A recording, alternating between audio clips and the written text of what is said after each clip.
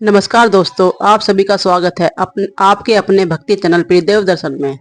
आज 20 मार्च 2026 शुक्रवार के दिन चैत्र नवरात्रि का दूसरा दिन है।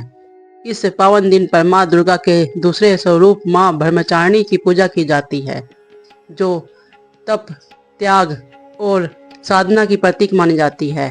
धार्मिक मान्यताओं के अनुसार माता सती ने पुनर्जन्म लेकर पर्वतराज हिमालय के घर माता पार्वती के रूप में जन्म लिया।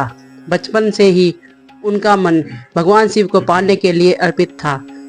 देवर्षि नारद के उपदेश से उन्होंने कठोर तपस्या शुरू कर दी।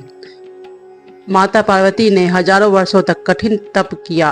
अब पहले उन्होंने फल और कंदमूल खाए, फिर केवल पत्तों पर जीवन बिताया और अंत में भोजन और जल त्याग कर दिया। उनकी इसी कठोर तपस्या के कारण उन्हें ब्रह्मचारिणी कहा गया, जिसका अर्थ है तप का पालन करने वाली देवी। उनकी भक्ति से प्रसन्न होकर भगवान शिव ने उन्हें अपनी पत्नी के रूप में स्वीकार कर लिया। यही कारण है कि नवरात्रि के दूसरे दिन मां ब्रह्मचारिणी की विशेष रूप से पूजा की जाती है। मां ब्रह्मचारिणी का स्वरूप अत्यंत शांत और तेजस्वी होता है।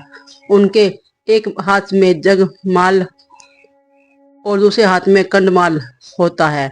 ऐसा माना जाता है कि उनकी पूजा करने से व्यक्ति के जीवन में से दुख, भय और नकारात्मक ऊर्जा दूर हो जाती है और मन में शांति और धैर्य का और आत्मविश्वास बढ़ता है।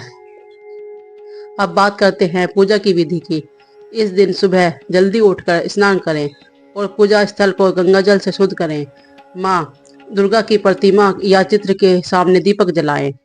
माँ को अक्षत, सिंदूर और लाल फूल अर्पित करें। भोग में मिश्री, दूध से बनी मिठाई और पंचामृत अर्पित करना शुभ माना जाता है।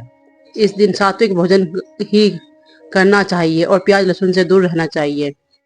पूजा के दौरान इस मंत्र का जाप करें। वंदे वांछित लाभाय चंद्रकृत शेखराम जगमाला कमंडलु धारा ब्रह्मचारिणी शुभाम। इस मंत्र के जाप से मन शांत होता है और जीवन में सकारात्मक ऊर्जा आती है। माँ ब्रह्मचारिणी की भक्ति से व्यक्ति के जीवन में तप, त्याग, संयम और सहन शक्ति बढ़ती है।